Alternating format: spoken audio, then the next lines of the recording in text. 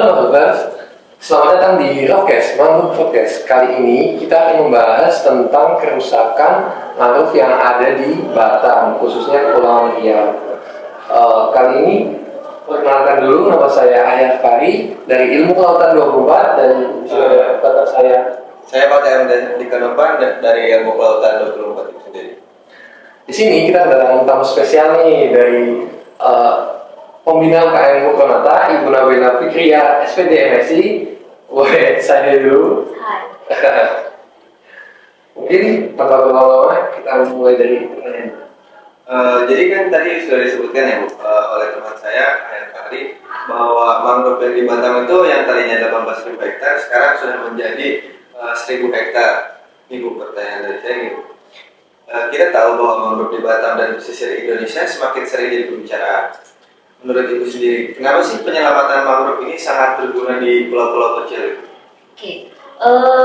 Jadi mangrove ini ya, khususnya di negara kepulauan seperti Indonesia ini yang memiliki sangat banyak pulau-pulau kecil ya, sekitar ada 18.000.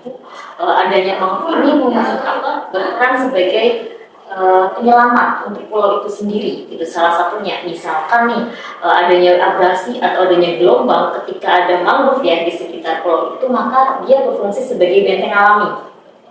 Jadi ketika ada gelombang besar tadi, maka yang terkena itu bukan langsung ke daratan atau ke pemukiman, tetapi di mangrove itu. Karena kan tahu ya kita kalau misalkan mangrove itu tadi memiliki perakaran yang kompleks dan kuat gitu. Selain dia bisa menahan gelombang, dia juga bisa menahan lumpur-lumpur itu sendiri gitu. Sehingga bisa menjadi meminimalisir ketika terjadinya bencana. Itu salah satu fungsi pertama untuk pulau-pulau kecil itu.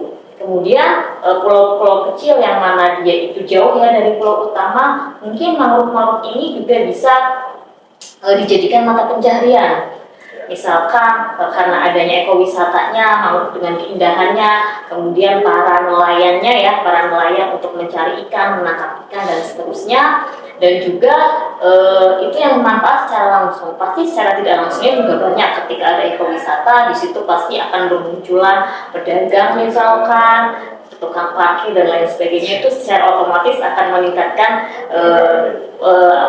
kesejahteraan masyarakat setingkat pendapatan. Kemudian juga secara ekologisnya di situ banyak sekali hewan ya atau flora fauna yang bergantung pada mangrove, baik secara vertikal maupun secara horizontalnya. Secara horizontal sudah jelas banyak hewan akuatik di sana. Kemudian secara vertikal yang kadang kita terlupakan adalah ternyata banyak juga hewan terestrial yang dia bergantung. Misalkan ada yang pernah saya temui di Muara Angke itu ada makaka atau monyet ekor panjang yang dia mencari makannya di situ. Itu kan dia herbivore ya, frugivore malah memakan buah. Kemudian juga banyak burung-burung baik itu lokal atau migrasi yang kadang dia bertengger di situ untuk mencari makan. Jadi manfaatnya kenapa perlu diselamatkan gitu, khususnya untuk pulau-pulau kecil itu adalah tadi gitu. Tapi tidak hanya untuk pulau kecil gitu. Itu adalah secara umumnya mangrove yang ada di Indonesia. Jadi selain untuk ekosistem itu sendiri, ekosistem hewan-hewan yang ada di mangrove itu sendiri, manusia juga sebenarnya bisa terdampak ya Bu? Iya. Jadi bisa di tempat wisata, bisa memajukan kesejahteraan di tempat yang ada mangrove itu sendiri ya Bu. Mungkin pertanyaan saja Bu, kita sekarang tuh dapat melihat pembangunan industri dan proyek strategis nasional menjadi dalih perusahaan mangrove.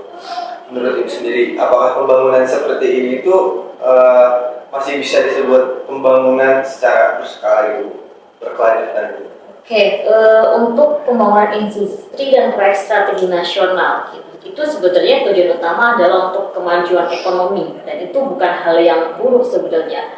Hal yang buruk itu ketika pembangunan tersebut ternyata tidak seiring dengan tujuan kelestarian, gitu ya. Tujuan kelestarian lingkungan yang jika tidak selaras itu, maka itu bukan lagi pembangunan yang berkelanjutan. Pembangunan yang berkelanjutan itu ketika antara adanya pembangunan dan pembangunan untuk memajukan ekonomi dan kelestarian itu adalah bisa berjalan beriringan gitu ya. Ketika tidak bisa berjalan beriringan dengan tadi misalkan merusak adanya suatu ekosistem khususnya di sini mangrove, maka itu bukan lagi adalah pembangunan yang berkelanjutan. Oke, sudah dibahas tentang pembangunan yang berkelanjutan. Di sini ada nggak sih dampak dari masyarakat pesisir sendiri terhadap berkelanjutannya si pembangunan ini atau kerusakan mangrove ini? Oke, tadi sudah disampaikan bahwasanya mangrove ternyata multifungsi nih, banyak sekali manfaatnya. Salah satunya tadi habitat ya, untuk satwa, untuk fauna gitu. Misalkan mangrove ini hilang gitu ya, berarti keanekaragaman di situ juga akan hilang gitu, akan menurun. Maka nelayan dengan mata pencahariannya dalam menangkap ikan, kepiting dan lain sebagainya itu juga akan berdampak gitu. Mereka akan kehilangan profesinya, kehilangan hasil tangkapannya, otomatis juga pendapatannya juga akan berkurang. Itu dari segi misalkan untuk nelayan ya. Untuk secara umum tadi si mangrove ini adalah sebagai benteng alami. Ketika terjadi gelombang besar gitu, otomatis ketika mangrove ini hilang maka si gelombang akan mencapai daratan. Pernah yang saya temui di Pemalang itu, jadi banyak rumah-rumah itu yang tergenang kan, karena mangrove-nya sudah hilang gitu. Jadi banyak mangrove yang rumah-rumah yang tergenang, otomatis kan dampaknya tadi ya tidak hanya untuk nelayan tapi masyarakat umum, sehingga masyarakat juga harus berpindah gitu. Itu kan juga membutuhkan dana dan lain sebagainya ya gitu. Mereka harus berpindah, nanti untuk anak-anak juga harus sekolahnya berpindah dan sebagainya. Itu kan menjadi cascade ya, efeknya itu jadi berkelanjutan, tidak hanya nelayan yang terdampak gitu, tapi juga masyarakat secara umum. Jadi mangrove ini sangat berdampak sekali ya Bu, dari untuk warga-warga pesisir ya, apalagi kehidupannya itu yang kayak tadi nelayan mungkin juga bisa sangat-sangat berdampak ya dengan kerusakan mangrove ini. Mungkin selanjutnya dulu di sini kita membicarakan peran mahasiswa ya Bu, yang sering disuarakan oleh masyarakat itu sendiri kan Bu, bahwa mahasiswa itu yang mahanya para siswa lah Bu. Sebenarnya tuh peran mahasiswa tuh di sini harus bagaimana Bu, agar bisa mencegah hal itu, kayak kita tuh memberitahu ke masyarakat ataupun ke orang-orang bahwa menjaga mangrove ini penting gitu Bu. Mahasiswa itu biasanya disebut agent of change ya. Dan dia juga termasuk akademisi nih gitu ya. Maka yang mereka suarakan juga harus berbasis riset dan ilmiah gitu, tidak hanya misalkan terprovokasi gitu ya gitu. Yang pertama karena kita di perkuliahan atau mahasiswa itu dia memiliki kesempatan untuk riset ya, pastinya mereka juga yang pertama adalah tadi mereka harus berbasis ilmiah dan riset, bisa dilakukan riset-riset yang mendalam dan menyeluruh terkait dengan mangrove ini. Apa sih kerusakan, bagaimana dampaknya, gitu. Kemudian bagaimana cara restorasinya yang efektif gitu. Tadi kan sudah rusak misalkan, bagaimana mengembalikannya, yang mengembalikannya itu bagaimana caranya. Kemudian juga karena kita tidak mungkin ya, ada sumber daya kita tidak mungkin tidak memanfaatkan, tapi bagaimana sih cara memanfaatkan tapi itu yang lingkungan tetap lestari kemudian tetap berkelanjutan, itu bisa dilakukan. Dan itu tidak bisa dilakukan sendirian kan pastinya. Kalian misalkan punya wadah di sini mukronata gitu ya, itu bisa dilakukan gitu. Kalian juga banyak kegiatan nih, tidak hanya melakukan misalkan ini podcast salah satunya ya, bisa melakukan riset itu bagaimana sih gitu. Dan mungkin karena kalian Gen Z nih ya gitu, pasti lebih tahu bagaimana sih cara menyuarakan yang itu tuh bisa mengengage para remaja dewasa usia kalian, bagaimana itu mungkin lebih berefek gitu ya, berdampak gitu. Kalau misalkan kayak misalkan saya gitu, mungkin ya lebih ke usia saya gitu. Kalau kalian bisa lebih ke banyak gitu. Kemudian juga kalian juga harus menggait berkolaborasi dengan pemerintah, kemudian sektor swasta gitu. Di sektor swasta itu kan ada dana CSR gitu ya. Nah itu kan untuk pertanggungjawaban dia untuk lingkungan. Itu misalkan dengan meminta mereka untuk mendanai program penanaman mangrove yang seperti itu juga bisa gitu. Ya, jadi yang pernah saya penanaman mangrove itu di situ, jadi saya bersebelahan dengan, kalau tidak salah, Pertamina itu juga melakukan penanaman gitu. Jadi di sampingnya itu adalah milik saya gitu, seperti itu kan. Itu jadi bisa yang seperti itu tuh gitu. Jadi kalian tidak bertindak misalkan secara sendirian, itu bisa. Jadi bisa selain kalian melakukan riset juga melakukan pengabdian lah ya, gitu. Pengabdian kepada masyarakat dengan melakukan edukasi ataupun aksi nyatanya seperti itu. Tadi kan sudah dibahas tentang peran akademisi atau mahasiswa mengenai pemanfaatan atau penjagaan mangrove. Kali ini agak sedikit berbeda nih Bu, yang ringan-ringan saja. Kalau flora fauna itu bisa terjadi kerusakan nggak sih Bu akibat kerusakan yang terjadi itu? Sangat pasti bisa ya, seperti tadi gitu, karena mangrove itu kita sebut sebagai keystone species. Mungkin kalian sudah pernah mendengar. Jadi spesies kunci, spesies yang mana itu dia itu memiliki peran atau fungsi ekologis yang krusial ya. Jadi ketika dia tidak ada, maka jaring-jaringnya itu atau jaring-jaring makan itu juga akan hilang. Jadi ketika mangrove ini hilang, otomatis tadi spesies yang misalkan mencari makan di situ, memijah di situ, menetas di situ juga otomatis akan hilang gitu. Dan tadi ya karena misalkan juga proses ekologisnya ada serasa yang turun di situ. Mungkin tadi yang sudah saya sampaikan adalah biota-biota yang dia makroskopis gitu, yang mikroskopis yang ada di tanah itu juga bisa ikut hilang. Misalkan ada daun nitrogen, kemudian dan lain sebagainya di situ juga bisa hilang karena mangrove hilang. Karena tadi misalkan serasa jatuh, ada dekomposer dan lain sebagainya. Maka itu yang belum saya ketahui juga apa saja yang terdampak untuk yang mikroskopis. Kalau makroskopis mungkin banyak ya, misalkan ikan-ikan juga jadi menghilang, kepitingnya hilang. Tapi untuk yang mikroskopis ini gitu, apa saja sih yang belum kita tahu keanekaragamannya seperti apa? Jadi mungkin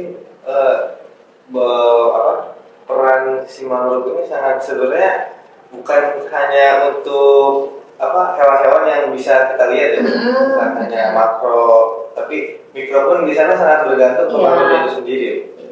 Jadi ya benar-benar peran bisa disebut sebagai keystone gitu ya, spesies kunci gitu. Karena peran ekologisnya memang sangat besar. Oke, Bu. Tadi Ibu sudah cukup bilang bahwa mangrove sendiri bisa menyerap karbon ya, Bu? Iya.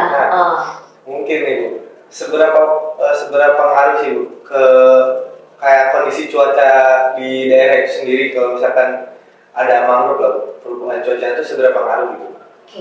Jadi yang mungkin tadi sempat saya sampaikan bahwa si mangrove ini ternyata memiliki potensi yang besar ketika menyerap karbon dioksida ya. Dia lebih besar daripada si hutan hujan tropis gitu. Jadi ketika misalkan mangrove ini, mangrove ini kan dia bisa menyerap nih. Jadi menyerap jadi akan mengurangi efek gas rumah kaca itu sendiri gitu kan. Jadi akan mengurangi atau menurunkan suhu tadi ya, suhu yang di bumi yang sedang meningkat itu. Kemudian juga mangrove itu tidak hanya menyerap karbon itu dari pohonnya saja, atau kita sebut biasanya above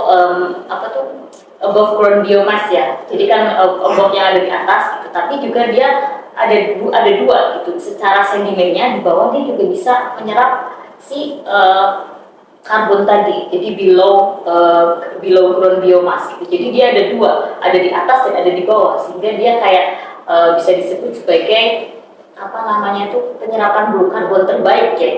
Dia seperti itu. Jadi di atas di bawahnya dia bisa menyerap karbon sehingga dia lebih efektif tadi, lebih presentasinya itu lebih besar dibandingkan hujan tropis. Jadi ketika ini hilang gitu, maka ya agen yang menyerap karbon itu juga berkurang gitu. Dia lebih efektif sih kalau dari data seperti itu. Oke, tadi kan udah dibahas tentang semuanya ya Bu, tentang penyampaian karbon dari dampak dari ekosistem itu sendiri. Gimana sih Bu cara pemerintah atau cara masyarakat sekitar kayak mengambil langkah cepat untuk menangani tentang kerusakan laut ini? Oke, mungkin ya pertama nih, karena sudah rusak ya, pasti pertama adalah dilakukan restorasi. Restorasi kan itu tapi itu jangka panjang ya, jangka panjang gitu. Kita tidak bisa misalkan kita sudah menanam, kemudian kan sampai dia dewasa kan butuh waktu 10 sampai 15 tahun. Mungkin kalian sudah melakukan penanaman juga kan, setahun ya paling tingginya seberapa sih gitu kan ya, tingginya seberapa gitu kan.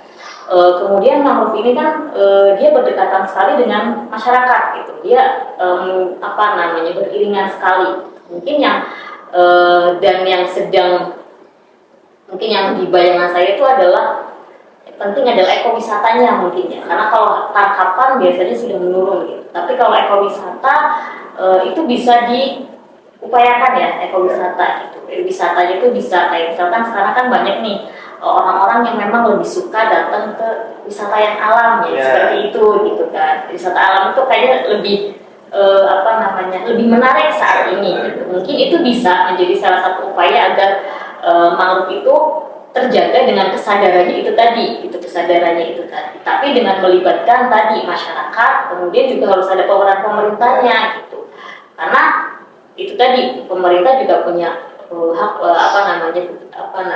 punya kebijakan gitu, sehingga mangrove ini bisa dijaga. Yang mungkin perlu diinikan adalah misalkan kita tidak fokusnya di mass tourism ya, mass tourism itu kuantitasnya seberapa banyak harus wisatawan datang, tapi lebih ke ekoturism. Jadi harus dilihat dulu daya dukungnya. Jadi peran kalian kan bisa nih sebagai akademisi, daya dukungnya si kawasan ini berapa sih bisa menampung tiap harinya itu dilihat. Kemudian juga harus ada aktivitasnya gitu. Jadi cuma tidak hanya ke sana terus kemudian foto gitu. Harus ada aktivitasnya. Mungkin itu yang sudah diterapkan di luar negeri gitu ya. Jadi ketika kita datang ke wisata alam itu ada aktivitasnya, sudah ada itinerary-nya. Ini melakukan apa gitu. Itu kan lebih menarik. Ada pengalaman yang didapat dari wisatawan gitu. Ini di Batam juga kemarin saya baca ada akar bumi ya. Akar bumi NGO sepertinya dia bekerja sama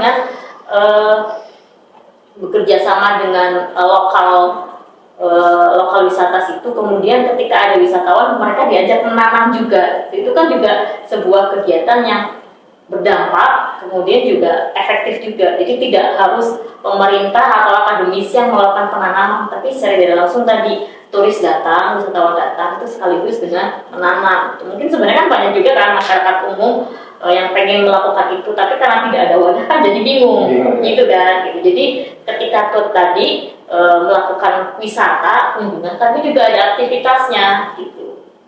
Tadi aktivitasnya menanam gitu. Jadi kan ada pengalaman aku pernah melakukan penanaman nih gitu. Itu jadi ada aktivitasnya. Itu yang saya lihat di wisata-wisata luar negeri itu seperti itu. Ketika melakukan ekowisata gitu, jasa lingkungannya kan bagus gitu ya, sudah ada jasa lingkungannya, tapi juga harus ada aktivitasnya yang bisa dikenal, bisa Kalau di hutan terestrial itu juga bisa melakukan adopsi burung, adopsi apa gitu ya. Kalau mangrove mungkin yang seperti itu.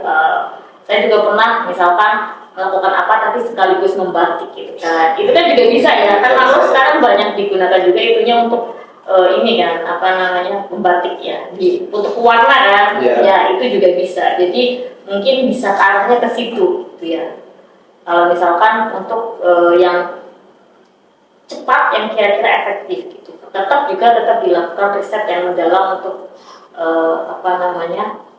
perbaikan itu. Jadi menanamnya tuh tidak harus dari pemerintah, tidak harus dari akademisi, tapi bisa kan lumayan ya wisata misalnya ada 100 kan berarti sehari 100 ya kayak gitu kan. Itu bisa juga seperti itu bisa langkah konkretnya gitu kan, bisa lebih berdampak mungkin. Mungkin ini tuh sedikit kayak tadi Stitch ya, yang tadi peran mahasiswa sebenarnya sangat berpengaruh ya di sini, kayak dari kita sendiri mungkin harus melakukan riset terlebih dahulu. Jadi kita tuh sendiri bisa mungkin memberitahu ke masyarakat sekitarnya bagaimana cara menanam mangrove kembali yang dari yang dijelaskan semuanya tadi. Mungkin ini tadi perbincangan yang sangat informatif tentang hilangnya mangrove yang ada di Batam. Nah, jadi mangrove. Jadi podcast yang kita obrolkan dari tadi, kita dapat mengetahui tentang pentingnya, seberapa penting kita menjaga mangrove itu sendiri. Mulai dari ekosistem hewannya atau dari mungkin masyarakat yang ada di pesisirnya itu sangat berdampak ya. Mungkin selanjutnya Farid. Mungkin terima kasih kepada Ibu Nabila atas masukannya, atas pengetahuannya mengenai ekosistem mangrove segalanya. Kemudian saya ucapkan terima kasih juga kepada pendengar setia podcast di mana selalu mendukung atau menonton video ini. Jangan lupa untuk mengikuti sosial media Ukronata dan sampai jumpa di konten selanjutnya.